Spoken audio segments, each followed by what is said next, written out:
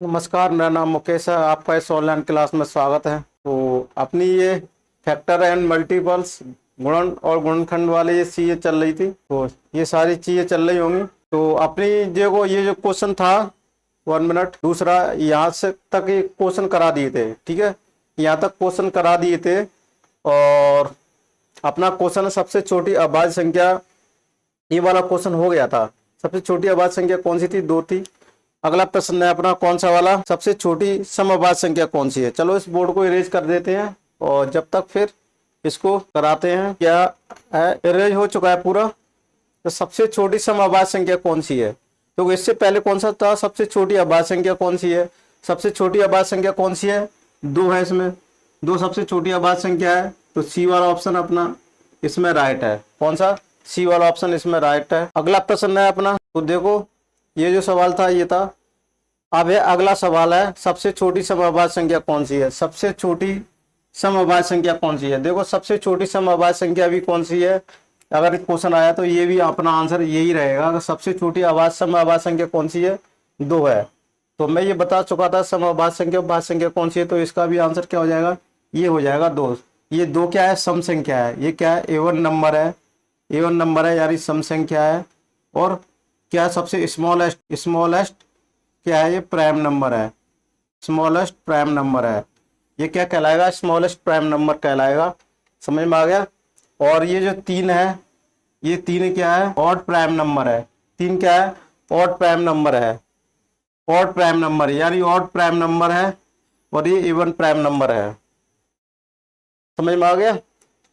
अब चलते हैं, अभाज्य संख्या को गुणनखंड होते हैं। देखो ये मैं जो सारी चीजें बता चुका था, ये इसमें अपन ऑब्जेक्टिव फॉर्म में पढ़ेंगे। किस में पढ़ेंगे? ऑब्जेक्टिव फॉर्म में पढ़ेंगे। और ऑब्जेक्टिव फॉर्म में क्या दिया हुआ है देखो आप, क्या दिया हुआ? अभाज्य संख्या के उनके गुणनखंड होते हैं। अभाज्य संख्याओं के गुणनखंड कितने होते हैं? अभाज्य संख्याओं के गुणनखंड होते हैं केवल 1, केवल 2, 3, अनेक। अभाज्य संख्याओं के गुणनखंड होते हैं केवल 1, केवल 2, केवल 3। अभाज्य संख्या यानी प्राइम नंबर्स। क्या पूछे हैं? देखो ये हिंदी में इंग्लिश में क्या कहेंगे? Prime numbers. How many factors are prime number? Prime number उसके कितने फैक्टर होते हैं? तो ओनली 1, ओनली 2, 3 एंड अनेक। ठीक है। तो ये क्या होगा? अभाज्य संख्याओं के, जो अभाज्य संख्याओं के ओनली कितने फैक्टर होते हैं? 2 फैक्टर होते हैं। किसके? 2 फैक्टर होते हैं। Having 2 factor. ठीक है। और मोर देन 2 फैक्टर, मोर देन 2 फैक्टर, मोर देन 2 फैक्टर होते हैं, वो कौन सी कहलाती है? Composite number. कंपोजिट नंबर कहलाते हैं। क्या कहलाते हैं? कंपोजिट नंबर कहलाते हैं। Having 2 factors are called the prime numbers and more than 2 factor are called the composite number. यानी इसको क्या बोलते हैं? संपूर्ण संख्या है। कंपोजिट नंबर यानी भाज्य संख्या बोलेंगे। क्या बोलेंगे? भाज्य संख्या है। तो इसमें केवल 2, ओनली केवल 2 होते हैं अभाज्य संख्या को। तो बी वाला ऑप्शन इसमें सही हो जाएगा। क्या हो जाएगा? बी वाला ऑप्शन सही हो जाएगा। तो ये अपना क्वेश्चन सही है। अब चलते हैं अगले प्रश्न की तरफ चलते हैं। वे संख्याएं जो 2 से पूर्णतः विभाजित हो जाती हैं, उन संख्याओं को क्या कहते हैं? वे संख्याएं जो 2 से पूर्णतः विभाजित हो जाती हैं, उन संख्याओं को क्या कहते हैं? बताओ। विषम संख्या बोलते हैं, प्राकृत संख्या बोलते हैं, सम संख्या बोलते हैं या पूर्ण संख्या बोलते हैं? वे संख्या जो 2 से पूर्णतः विभाजित हो जाती है, उन संख्याओं को क्या कहते हैं? वे संख्या जो 2 से पूर्णतः विभाजित हो जाती हैं, वो कौन सी संख्या कहलाती हैं? सम संख्या कहलाती हैं। कौन सी संख्या कहलाती हैं? सम संख्या कहलाती हैं। अगला प्रश्न है, अपनी निम्नलिखित संख्याओं में से अभाज्य संख्या कौन सी है? देखो अभाज्य संख्याएं कौन सी होती हैं? अभाज्य संख्याएं अपन ने देखना है। क्या लिखी हुई संख्या? 2 लिखा हुआ है, 1 4 लिखा हुआ है, 6 लिखा हुआ है, 8 लिखा हुआ है। ये संख्या लिखी हुई है। और अभाज्य संख्या पूछी कौन सी? क्या पूछा हुआ है? Prime number. प्राइम नंबर्स क्या है? प्राइम नंबर्स कौन सी संख्या है? इन चारों में से प्राइम नंबर्स कौन सी है? तो ये कहेंगे प्राइम नंबर्स के 1 × 2 यानी इसके 2 फैक्टर हैं। क्या कहेंगे? 1, 2 गुणनखंड है। इसके क्या है? 1 है, 2 है, 4 है, 1 है, 2 है, 3 है, 6 है। तो इसके कितने? 1, 2, 4, 8। इसके ये फैक्टर दिए हुए हैं। ठीक है, समझ में आ रहा है। तो देखो इसके भी मोर देन 2 फैक्टर है, यानी इसके क्या है? मोर than 2 two factor, more than two factor और कॉल्ड द, क्या कहलाएगी, कंपोजिट नंबर, यानी भाज्य संख्या है। ये कौन सी संख्या है, भाज्य संख्या है, ये भाज्य यानी कंपोजिट नंबर है। ये कौन सा है, कंपोजिट नंबर है, ये भी कंपोजिट नंबर है और ये भी कंपोजिट नंबर है। ये भी कौन सी है, भाज्य संख्या है, ये भी भाज्य संख्या है। Only more than two factor, more than two factor, more than two factor, only having two factor, only having two factor, यानी ये सिर्फ टू फैक्टर कौन सी संख्या के हैं, दो के हैं। तो ये क्या हो जाएगा, अपना आंसर हो जाएगा कौन सा वाला, ए वाला आंसर हो जाएगा। तो अपन ये कहेंगे ए वाला अपना क्या हो जाएगा, आंसर हो जाएगा। समझ में आ रहा है कौन सा आंसर हो जाएगा कि निम्नलिखित संख्याओं में से कौन सी संख्या है अभाज्य संख्या है। तो सिर्फ एक दो ऐसी अभाज्य संख्या है, सम अभाज्य संख्या सबसे छोटी अभाज्य संख्या भी है। निम्नलिखित संख्याओं में से अभाज्य संख्या नहीं है। देखो निम्नलिखित संख्या में से अभाज्य संख्या नहीं है, कौन सी अभाज्य संख्या नहीं है, यानी कुल मिला के कहेंगे जो ऑप्शन से लिखा हुआ है इसमें से क्या है, अभाज्य संख्या नहीं है, अभाज्य संख्या नहीं है। यानी कौन सी अभाज्य नहीं है, यानी इसमें भाज्य संख्या दी होगी, एक संख्या ऐसी होगी जो अभाज्य संख्या नहीं है, यानी वो अभाज्य संख्या नहीं होगी और सारी क्या होंगी, भाज्य संख्या होंगी, सारी क्या होंगी, प्राइम नंबर्स होंगी। तो देखो ये संख्या है 5, इसके फैक्टर देखेंगे क्या कहलाएंगे, इसके फैक्टर 1 है और 5, इसके दो फैक्टर हो गए। फिर 7 के फैक्टर कितने हैं, 1, 7, दो फैक्टर कहलाते हैं, तो ये प्राइम नंबर है।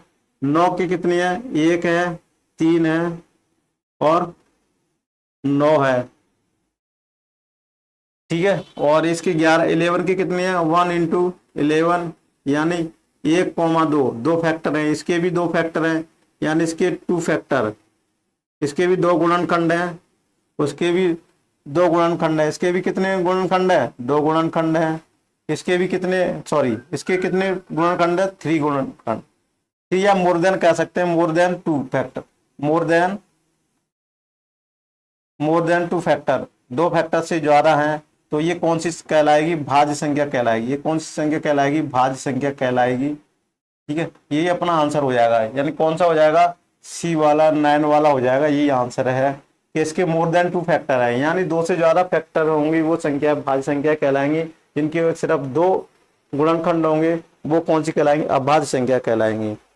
तो यहाँ तक समझ में आया होगा। चलते हैं, निम्नलिखित संख्याओं में से अभाज्य संख्या है, निम्नलिखित संख्याओं में से अभाज्य संख्या है, निम्नलिखित संख्याओं में से अभाज्य संख्या कौन सी है,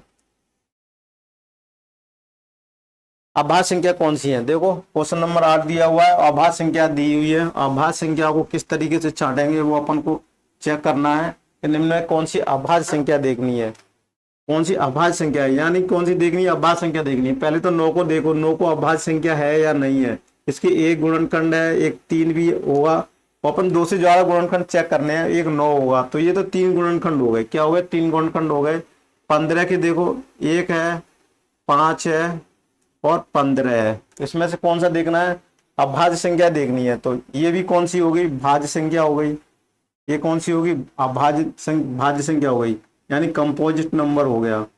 कौन सा हो गया, कंपोजिट नंबर हो गया। और ये भी कौन सी है, ये भी भाज्य संख्या है, 15 और 21, 21 भी भाज्य संख्या है। 1 है, ठीक है, 3 है, 7 है और 21 है, ये भी 4 है। तो ये भी संख्या कौन सी होगी, भाज्य हो गई। अब सिर्फ एक संख्या बचती है, कौन सी, 13। यहाँ लिख लेते हैं 13 के सिर्फ 1 और 13 यानी 2 गुणनखंड है, 2 फैक्टर है ओनली। सिर्फ इसके 2 फैक्टर होने के कारण ये संख्या क्या कहलाएगी, ये संख्या क्या कहलाएगी, अभाज्य संख्या कहलाएगी। क्या कहलाएगी, अभाज्य, यानी प्राइम नंबर कहलाएगी। क्या है, प्राइम नंबर्स। तो ये प्राइम नंबर कहलाएगी, यही अपना आंसर हो जाएगा। कौन सा वाला, 13, डी 13 वाला आंसर हो जाएगा। ये सिर्फ संख्या है, क्या फैक्टर रखती है, सिर्फ 2, इसके सिर्फ 2 फैक्टर है, 13 के 2 फैक्टर है, इसलिए संख्या कौन सी कहलाएगी, प्राइम नंबर, यानी अभाज्य संख्या कहलाएगी। क्या कहलाएगी, अभाज्य संख्या कहलाएगी। चलते हैं, अगला प्रश्न है, प्रत्येक संख्या स्वयं की होती है। प्रत्येक संख्या स्वयं की क्या होती है, प्रत्येक संख्या स्वयं की क्या होती है, ऑप्शंस देखो और पढ़ो, ठीक है। प्रत्येक संख्या स्वयं की क्या होती है, केवल गुणज होती है, केवल गुणनखंड होती है, गुणज एवं गुणनखंड दोनों नहीं, गुणज एवं गुणनखंड दोनों। प्रत्येक संख्या स्वयं की होती है। प्रत्येक संख्या में क्या बताया, प्रत्येक संख्या स्वयं की क्या होती है, गुणनखंड होती है। प्रत्येक संख्या स्वयं की क्या होती है, गुणनखंड होती है। क्या होती है, गुणनखंड होती है। क्या होती है, गुणनखंड होती है। और गुणज भी होता है। मैं बोलूं 16 इंटू 1 क्या कहलाएगी, ये स्वयं की क्या कहलाएगी। इसमें एक मल्टीप्लाई किया तो ये स्वयं की क्या कहलाएगी, गुणज भी कहलाएगी।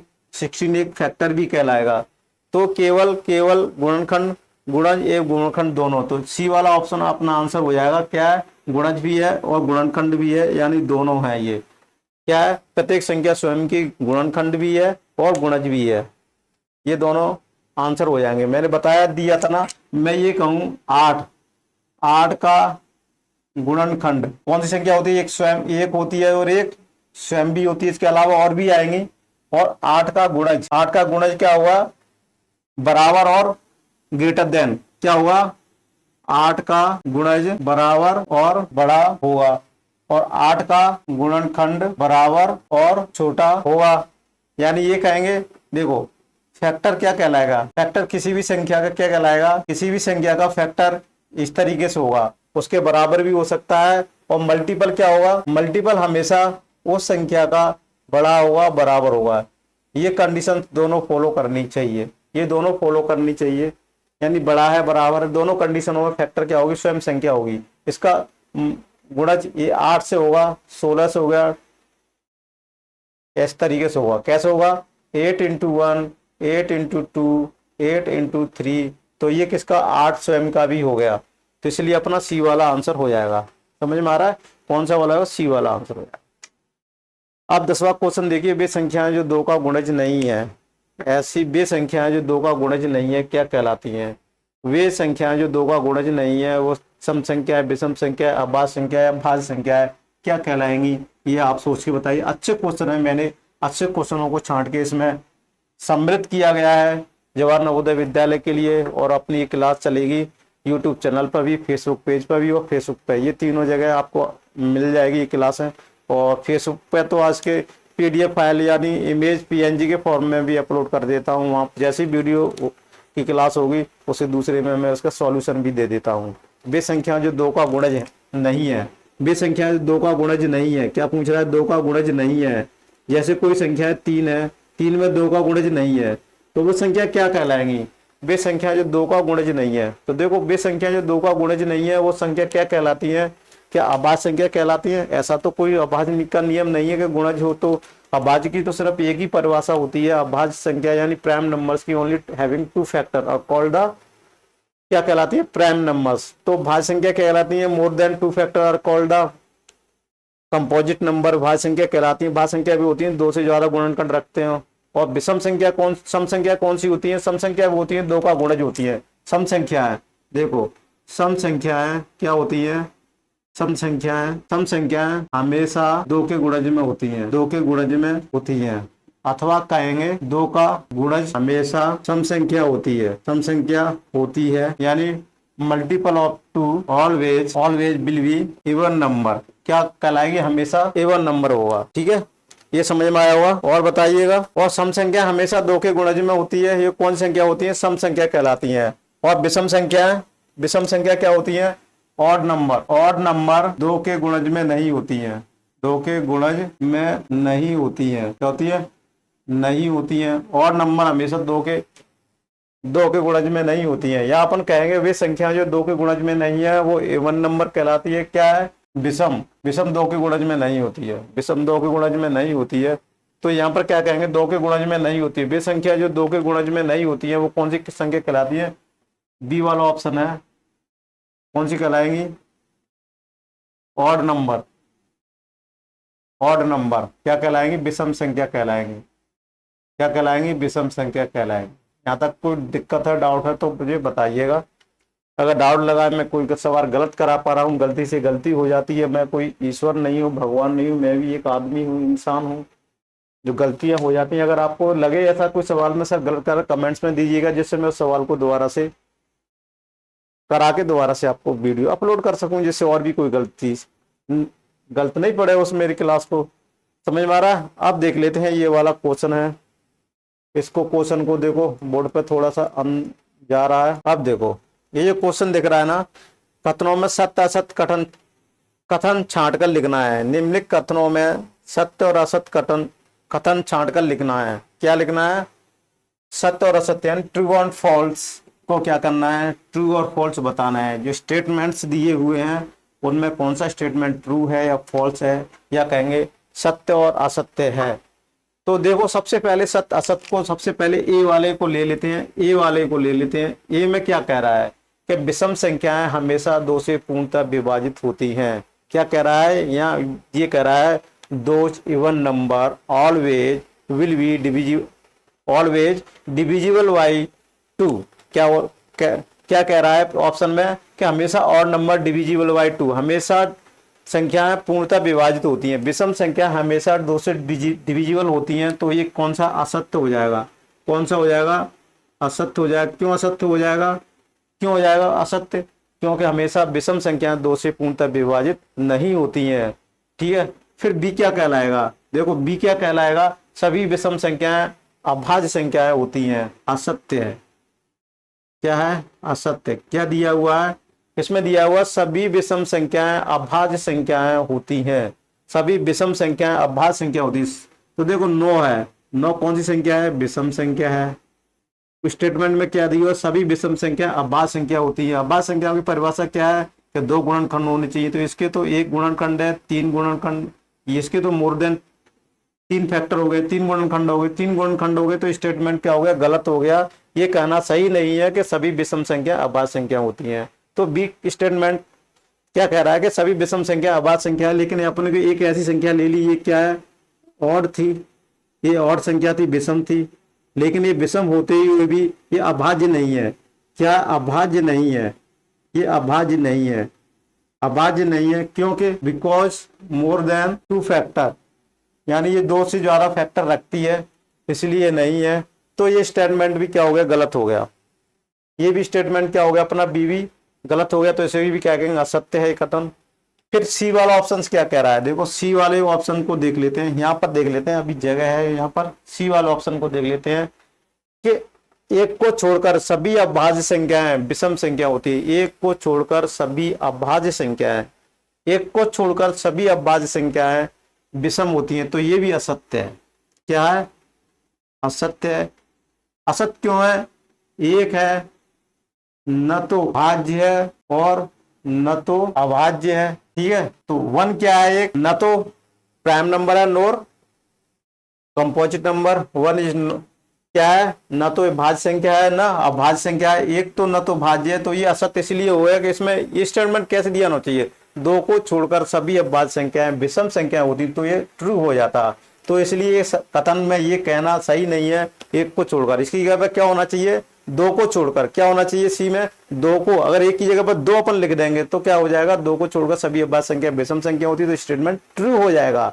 क्या हो जाएगा? सत्य हो जाएगा। अब डी देख लेते हैं। गुणनखंड को अपवर्तक भी कहते हैं। देखो ये तो मैंने, जो मेरे वीडियो देख रहे होंगे तो ऊपर मैंने लिख भी रखा है कि गुणनखंड को क्या अपवर्तक भी बोल देते हैं। मैं जो क्लास का नाम लिखा हुआ आप उस पर देख रहे होंगे डिस्क्रिप्शन में कि क्लास किसकी चल रही है सारे, तो उसमें पहले से ही लिखा हुआ है कि क्या लिखा है? गुणनखंड को क्या बोलते हैं? अपवर्तक भी बोलते हैं। गुणनखंड को क्या बोलते हैं? अपवर्तक भी बोलते हैं। गुणनखंड को क्या बोलते हैं? अपवर्तक बोलते हैं। तो ये देखो यहाँ पर क्या है? डी।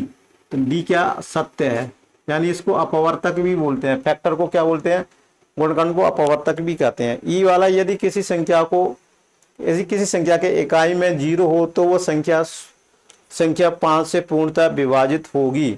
यदि किसी संख्या में इकाई में 5 हो, वो इकाई में 0 हो तो वो संख्या 5 से पूर्णतः विभाजित होगी। तो इसको देखो टैली कर लेते हैं। और अपने यहाँ कौन सा वाला है? ई वाला ऑप्शन है। अभी स्पेस है दिया हुआ है, अपन लिखेंगे। मैं कोई भी संख्या लिख लेता हूँ 50। ये इकाई का अंक है। ये इकाई का यूनिट प्लेस है। इकाई का अंक दिया हुआ है। इकाई का अंक दिया हुआ है। यूनिट प्लेस क्या बोलेंगे? Unit digit. क्या बोलेंगे? Unit digit. यूनिट डिजिट क्या दिया हुआ है? 0 दिया हुआ है, 0 दिया हुआ है। क्वेश्चन में कह रहा है अगर 0 दिया हो तो क्या 5 से डिविजिबल है? अपन कहेंगे अगर 50 में 5 के पूरी तरह डिविजिबल है तो ये अपन कहेंगे एक बार चला गया तो ये कितनी बार चला जाएगा? 50 में 5 का भाग देंगे तो पूरी तरह से ये चला जाएगा, रिमाइंडर 0 बचेगा। रिमाइंडर 0 बचेगा, जिस चीज अगर रिमाइंडर 0 बचता है किसी संख्या से भाग देने पर तो वो संख्या कहलाती है, उसकी डिविजिबल कहलाती है कि वो संख्या, तो ये 5 से पूर्णतः विभाजित हो जाएगी। किससे हो जाएगी? 5 से। अगर इकाई का अंक 0 दिया हुआ है या 5 दिया हुआ, ये दोनों कंडीशन है, जैसे कि 5 0 दिया हुआ हो अथवा 5, यानी इकाई का अंक 5 हो या 0 हो, अगर ये दोनों चीज दी हो तो ये हमेशा किससे होगा? 5 से डिविजिबल होगा। ये डिविजिबिलिटी का नियम है, 5 से डिविजिबल होगा। ठीक है, always divisible by 5, always divisible by 5। Unit digit क्या होगा? 0 और 5 होगा, तो वो संख्या किससे कटेगी? 5 से कटेगी। ये क्वेश्चन कहना चाह रहा है कि 5 से डिविजिबिलिटी का नियम क्या कहता है? इकाई में अंक अगर 0 हो या 5 हो तो संख्या 5 से पूर्णतः विभाजित हो जाएगी, तो ये क्या हो जाएगा? सत्य हो जाएगा। ये क्या हो जाएगा? सत्य हो जाएगा। इसलिए ये सारी चीजें अपन ने यहाँ पर कर ली। कोई दिक्कत है, डाउट्स है तो बताइएगा, कोई दिक्कत है डाउट्स तो बताइएगा। इस तरीके से आपको कोई दिक्कत है तो बताइएगा। अब चलते हैं अगले प्रश्न की तरफ चलते हैं। निम्नलिखित संख्याओं का अभाज्य गुणनखंड ज्ञात कीजिए। क्या ज्ञात करना? अभाज्य गुणनखंड का ज्ञात करना है। ये संख्या दी हुई है और उनके क्या ज्ञात करने हैं? अभाज्य गुणनखंड ज्ञात करने हैं। क्या गुणनखंड करने हैं? अभाज्य गुणनखंड। तो देखो ये सारी चीजें हो गई। अब इसमें क्वेश्चन में दिया अभाज्य गुणनखंड ज्ञात करना, तो सबसे पहले अपन अभाज्य गुणनखंड कैसे ज्ञात करेंगे वो सारी चीजें पढ़ेंगे। अभाज्य गुणनखंड कैसे ज्ञात करते हैं वो अपन सब सीखेंगे। अभाज्य गुणनखंड कैसे ज्ञात करते हैं वो अपन आज बताएंगे। अभाज्य गुणनखंड निकालना तो नहीं बताया था। तो अभी देखो कोई भी संख्या दी है, मैं पूछूं इसके अभाज्य गुणनखंड कैसे ज्ञात करेंगे, मैं ये कहूँ अभाज्य गुणनखंड ऐसे ज्ञात करेंगे। सबसे छोटी संख्या इसमें किसका भाग जा रहा है? 2 का भाग जा रहा है 4 बार। इसमें ऐसी कौन सी छोटी संख्या देखेंगे जिस 4 में पूरा का पूरा भाग जा रहा है? तो 2 से भी जा रहा है 2। इसमें कैसी छोटी छोटी संख्या का भाग दिया जाए? 2 एक संख्या है तो 1 क्या बचेगा? यहाँ 2 में भाग दिया तो कितनी बार गया? 1 बार गया। ये अभाज्य गुणनखंड कैसे ज्ञात करते हैं? एक ये इसको लिख लेंगे, एक दूसरा ये हो गया और तीसरा ये हो गया। यानी अभाज्य गुणनखंड 2 × 2 × 2, ये क्या हो गया? अभाज्य गुणनखंड कहलाएंगे। क्या कहलाएंगे? अभाज्य गुणनखंड। प्राइम फैक्टराइजेशन बोलेंगे इसको, प्राइम फैक्टर। क्या कहलाएंगे? प्राइम फैक्टर कहलाएंगे। क्या कहलाएंगे? अभाज्य गुणनखंड कहलाएंगे। तो इसको इस तरीके से ज्ञात करेंगे, अथवा इसको इस तरीके से भी लिख सकते हैं 2 की पावर 3, ये भी अभाज्य गुणनखंड है। अभाज्य गुणनखंडों को इस तरीके से ज्ञात करें। अगर मैं ये कहूँ कि अभाज्य गुणनखंड तो ये है, इन गुणनखंडों की और भी उसके गुणनखंड हो सकते हैं। अगर अभाज्य गुणनखंड दिया हो तो अभाज्य गुणनखंड क्योंकि 2 क्या है? 1 है, इसके 2 गुणनखंड है, 1 2 गुणनखंड है। यानी इस 2 गुणनखंड से इससे ज्यादा और डिवाइड नहीं किया जा सके आगे, तो इसको लिए अभाज्य गुणनखंड इसको कहते हैं। यहाँ तक समझ में आ रहा हो अभाज्य गुणनखंड? यानी प्राइम फैक्टराइजेशन कैसे करेंगे? प्राइम फैक्टराइजेशन इस तरीके से करेंगे। और वैसे इसके बहुत सारे फैक्टर्स होंगे, एक 4 भी फैक्टर होगा और एक 2 भी फैक्टर होगा, 4 भी होगा इसका, लेकिन इसमें 4 नहीं आ रहा क्योंकि वो क्या है? कंपोजिट नंबर, भाज्य संख्या है। यहाँ सिर्फ अभाज्य संख्या पूछी गई है जो अभाज्य संख्या पर, इसलिए इसको अभाज्य फैक्टराइजेशन बोलेंगे। अगर मैं ये कहूँ कि इसके गुणनखंडों की संख्या कितनी है, अभाज्य गुणनखंडों की संख्या, सॉरी गुणनखंडों की संख्या क्या है, तो गुणनखंडों की संख्या पूछी जाए, गुणनखंडों की संख्या। गुणनखंडों की संख्या मतलब इसमें सारे गुणनखंड होंगे। कौन से होंगे इसमें गुणनखंड? कौन से होंगे? भाज्य गुणनखंड भी होंगे, भाज्य प्लस अभाज्य, अभाज्य दोनों गुणनखंड होंगे, दोनों गुणनखंड सम्मिलित होंगे। तो इसका फॉर्मूला क्या है? कोई भी अगर फैक्टर दिया हुआ, यानी ये दिया हुआ है, इसके पावर दिया हुआ n दिया हुआ है, तो गुणनखंडों की संख्या क्या हो जाएगी? n+1 दिया है तो ये हो जाएगी। इसमें कितना दिया हुआ है? 2 की पावर 3 दिया हुआ है, तो यहाँ पर 3 पावर में 1 जोड़ देते हैं तो ये कितना कहलाए? 4। इसके 4 फैक्टर होंगे। कौन कौन से 4 फैक्टर हो जाएंगे? एक तो 2 हो जाएगा, सॉरी एक तो देखो 1 संख्या होती है, एक स्वयं संख्या हो जाती है, एक 2 हो जाएगी और एक 4 हो जाएगी। तो इस तरीके से ये 4 हो गए। चारों में क्या होता है? ये दोनों, ये कंपोजिट नंबर, ये भाज्य भी आ गया और एक अभाज्य भी आ गया, ठीक है। और इस स्वयं तो दोनों गुणनखंड होते हैं। इस तरीके से ये 4 आ जाएंगे, 4 गुणनखंड हो जाएंगे। क्या हो जाएंगे? 4 फैक्टर हो जाएंगे। तो इस तरीके से इसकी संख्या भी अपन ज्ञात कर सकते हैं। यहाँ तक दिक्कत कोई आ रही है? अगर मैं ये कहूँ कि इस तरीके से ज्ञात करना है, गुणनखंडों की संख्या भी ज्ञात करना है, तो वो गुणनखंड संख्या भाज्य अभाज्य दोनों सम्मिलित होकर पूछे जाते हैं और उतनी संख्या होगी, पावर उसमें एक जो ऐड कर देते हैं तो गुणनखंडों की संख्या भी ज्ञात की जा सकती है। अब इस तरीके से इसमें क्वेश्चन ये समझ लिया, और समझने के बाद फिर ए वाले ऑप्शन को देख लेंगे, उसको इरेज करते हैं। इसको इरेज करने के बाद फिर ए वाले ऑप्शन को करेंगे प्राइम फैक्टराइजेशन। प्राइम फैक्टराइजेशन कैसे करेंगे, तो लो लेवल से हाई लेवल की तरफ जा रहा हूं मैं, और इसमें कभी भी फैक्टराइजेशन नहीं किया होगा, छोटे से बच्चे ने कभी भी नहीं किया होगा, पहली बार इस क्लास को अटेंड या पहली बार वो देख रहा होगा कि अभाज्य गुणनखंड कैसे ज्ञान कर सकते हैं, वो भी बच्चा इसको ज्ञान कर सकते हैं। तो सबसे पहले 144 इसका प्राइम फैक्टराइजेशन करना है। क्या करना है, प्राइम फैक्टराइजेशन करना है। क्या आएंगे, अभाज्य गुणनखंड ज्ञात करना है। अभाज्य गुणनखंड ज्ञात करना है, सबसे पहले 2 का भाग जाएगा इसमें, तो ये 7 बार जाएगा, ये 2 बार जाएगा, फिर इसमें 2 का फिर चला जाएगा, 3 6 दूनी 12, फिर 2 का चला जाएगा 2 8, फिर 2 का भाग चला जाएगा 9, फिर 9 में 3 का भाग चला जाएगा 3, फिर यहाँ से 3 का भाग चला जाएगा। इस तरीके से यहाँ तक बोर्ड में दिख रहा होगा, नीचे 3 आ गया, रेड कलर की पट्टी के नीचे ही अपना ये छुप रहा है, कोई दिक्कत नहीं है, फिर भी दिख रहा है 1 आ गया लास्ट में। क्या आ गया, 1 आ गया।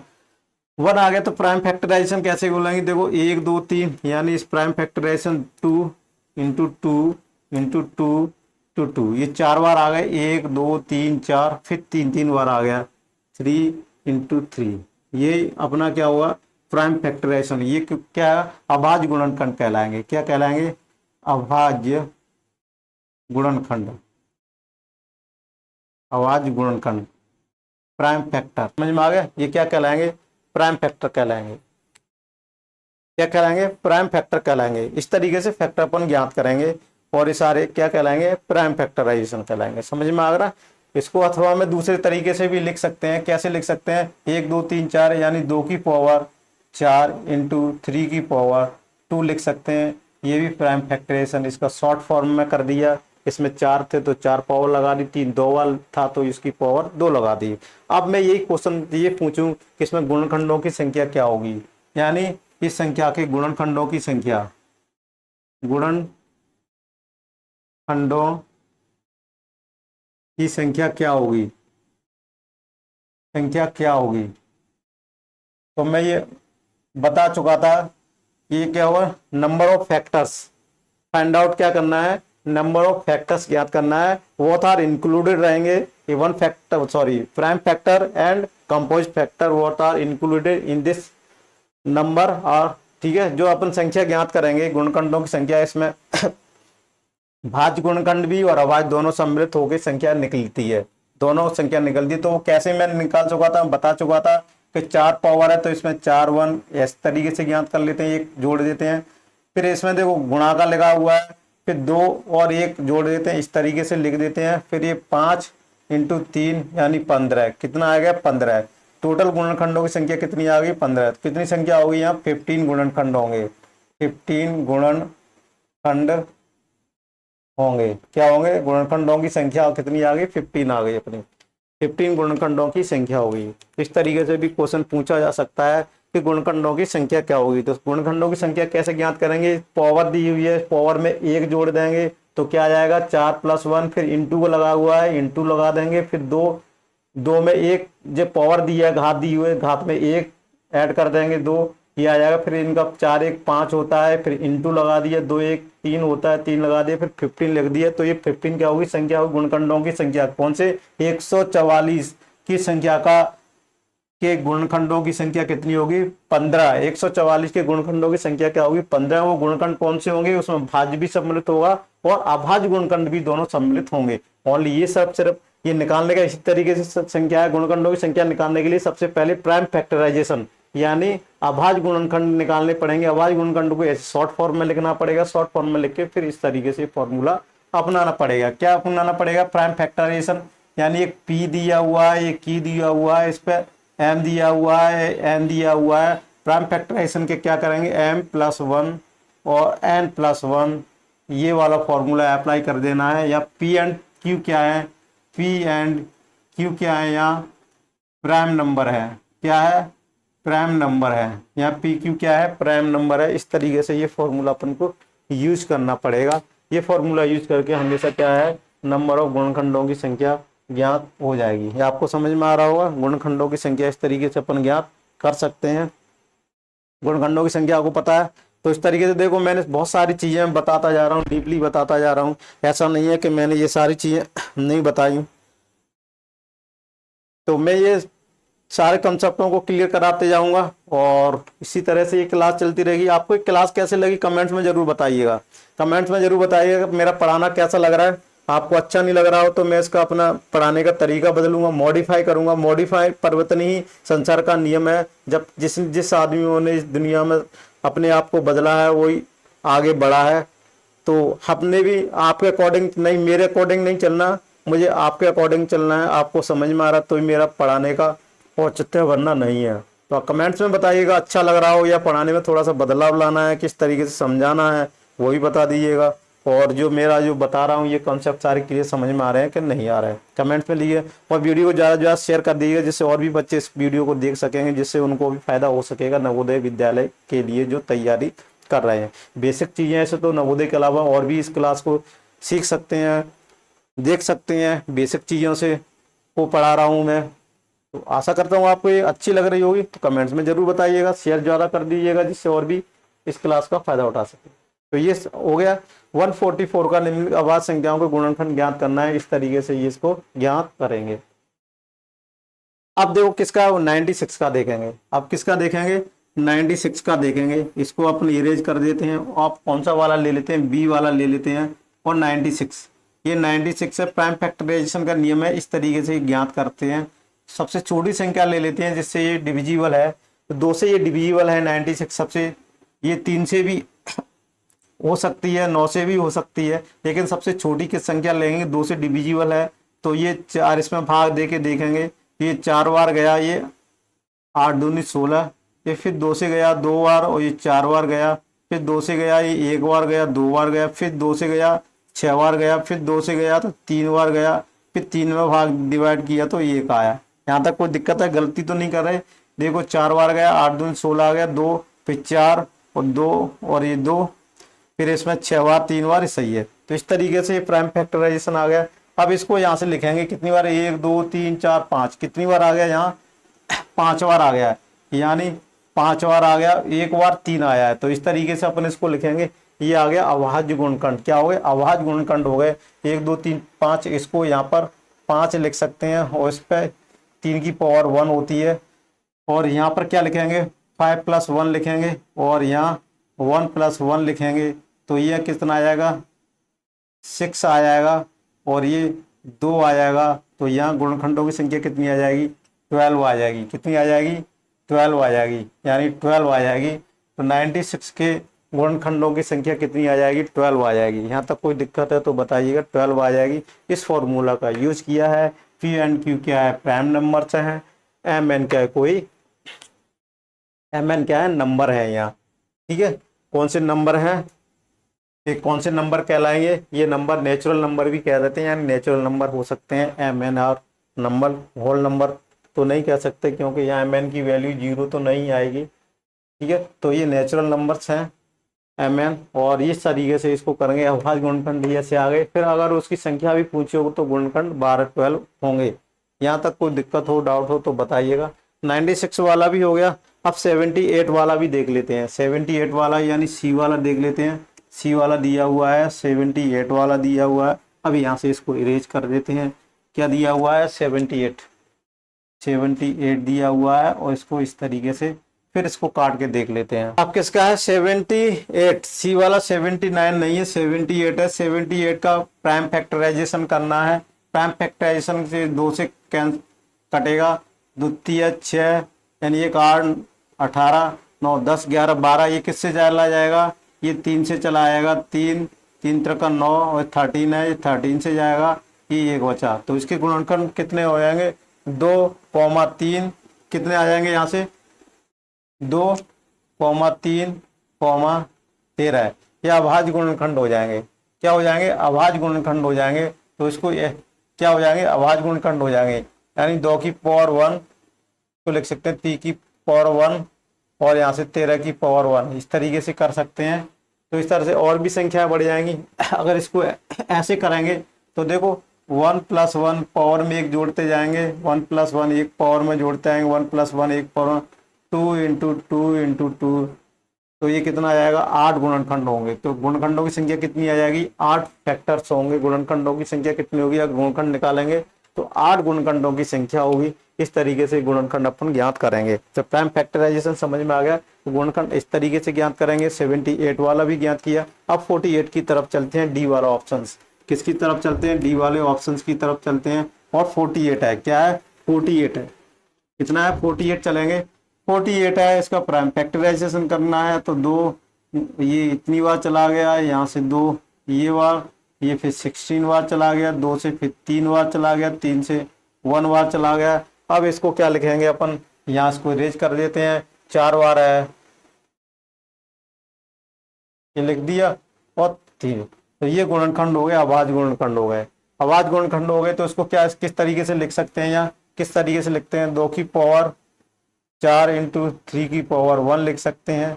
तो यहाँ पर पावर क्या है, 4, तो एक 5 हो जाएगा। इसमें कितना होगा, 4 + 1 और 1 + 1, इसमें इंटू का निशान है। 5 इंटू 2 कितना आ जाएगा, 10। तो ये प्राइम फैक्टराइजेशन की संख्या कितनी आ जाएगी, 10 गुणनखंड होंगे। कितनी संख्या हो जाएगी, 10 गुणनखंड होंगे। यहाँ तक कोई दिक्कत है तो बताइएगा। कितने गुणनखंड होंगे, यहाँ 10 गुणनखंड होंगे। कितने गुणनखंड होंगे, यहाँ पर 10 गुणनखंड होंगे। आशा करता हूँ आपको समझ में आ रहा है गुणनखंड। तो ये प्राइम फैक्टराइजेशन हो गया। इस तरीके से लो लेवल से हाई लेवल की तरफ जा रहा हूँ और बहुत स्लोली पढ़ा रहा हूँ, हर कोई बच्चा इसको समझ सकता है। 48 वाला हो गया। 135 वाला देखते हैं, ई वाला ऑप्शन, 135, यानी ई वाला 135 ऑप्शन ले लेते हैं और इसको यहाँ से करते हैं। दिख रहा होगा, कोई दिक्कत नहीं है, दिख रहा होगा। तो सबसे पहले 5 6 7 8, यानी ये क्या हो गया, 5 6 7 8 1 9, 9 संख्या है। डिजिटों का सम कितना आएगा, डिजिटों का सम करेंगे, 9 आ रहा है, वो 3 से भी डिविजिबल है और ये 9 से भी डिविजिबल है। तो अब से 5 से भी डिविजिबल है। तो अपन सबसे पहले छोटी संख्या लेंगे 3 से डिविजिबल। तो 5 15, 3 चौक 12 और 5 15, ठीक है, ये आ गया। अब फिर यहाँ से 9, यानी 3 से फिर चला जाएगा एक बार, और तो 5 15, 3 से फिर चला जाएगा तो 5 15, और फिर ये यहाँ से एक बार जाएगा। तो इस तरीके से ये आ जाएगा। तो इसके गुणनखंडों की संख्या अपन ज्ञात कर लेंगे। अभी प्राइम फैक्टराइजेशन इसके देख लेते हैं कितने आ जाएंगे। 3 इंटू 3 इंटू 3 इंटू 5।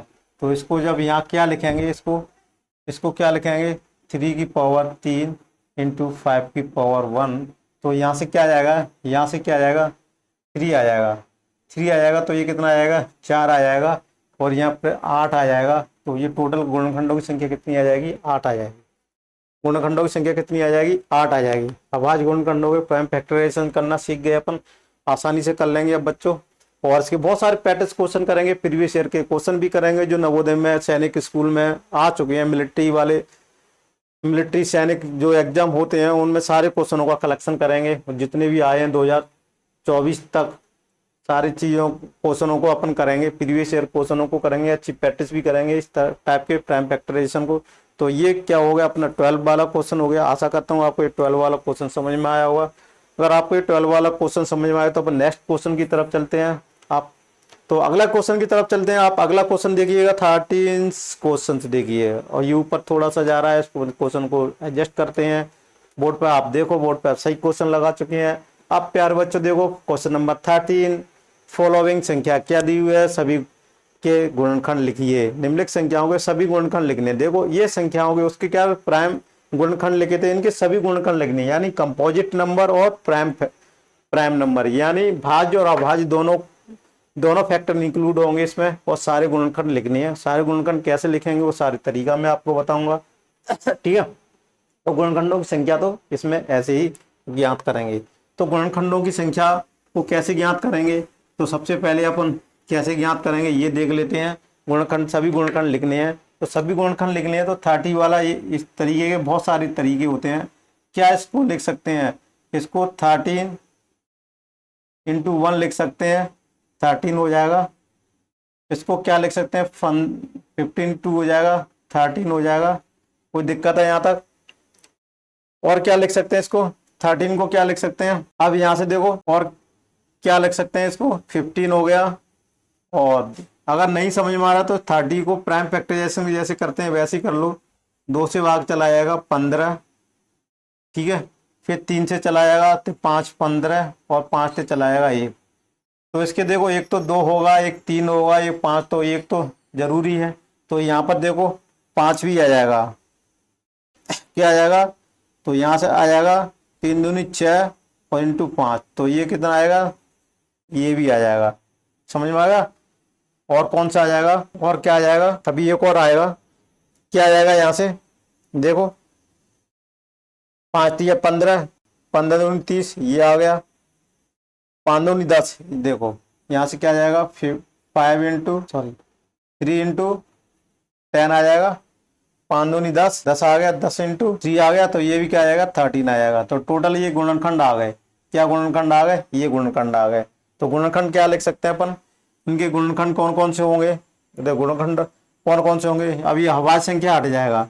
देखो क्या हो जाएगा? अभाज्य संख्या को हटा देंगे यहाँ से, अभाज्य संख्या को हटा देंगे तो गुणनखंड कौन कौन से हो जाएंगे यहाँ से? देखो एक तो कितने हो जाएंगे? 2 2 4 2 6, 2 4 6 और 8। कौन सा? एक तो सम संख्या होती है, एक 30 संख्या होती है।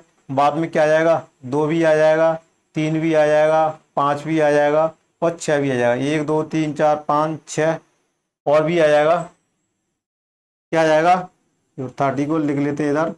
6 आ जाएगा, 1 आ गया, 2 आ गया, 3 आ गया, 5 भी आ गया, 6 भी आ गया, 10 भी आ गया और 15 भी आ गया। 1 2 3 4 5 6 7 8 15 आ गया।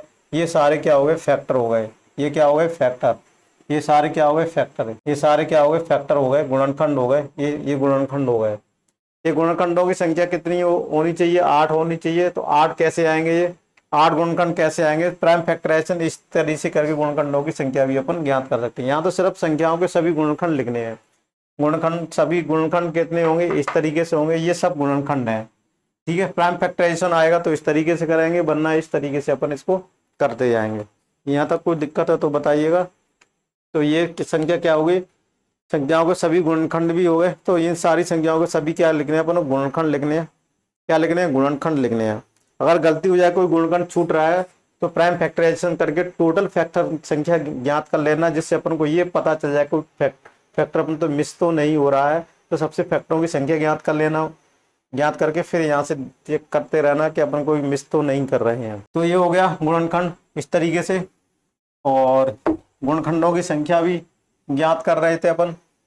गुणनखंडों की संख्या क्या होगी? तो ये प्राइम फैक्टराइजेशन करेंगे तभी ये संख्या ज्ञात होगी। इसमें तो इसको ज्ञात नहीं कर सकते, ठीक है ना। ये समझ में आया होगा। अब 36 वाला आया, तो अपनी क्लास अब 42 मिनट की होगी, काफी है। इसको यहीं क्लोज करते हैं और इसके बी वाले को अगले नेक्स्ट क्लास में कराएंगे। आपको ये क्लास कैसे लगी कमेंट्स में बताइएगा। कमेंट्स में जरूर बताइएगा कि इस आपको ये क्लास कैसे लगी, इससे और भी इस क्लास को फायदा उठा सके, ठीक है। तो thank you for watching this video. मिलते हैं अगली नेक्स्ट क्लास में।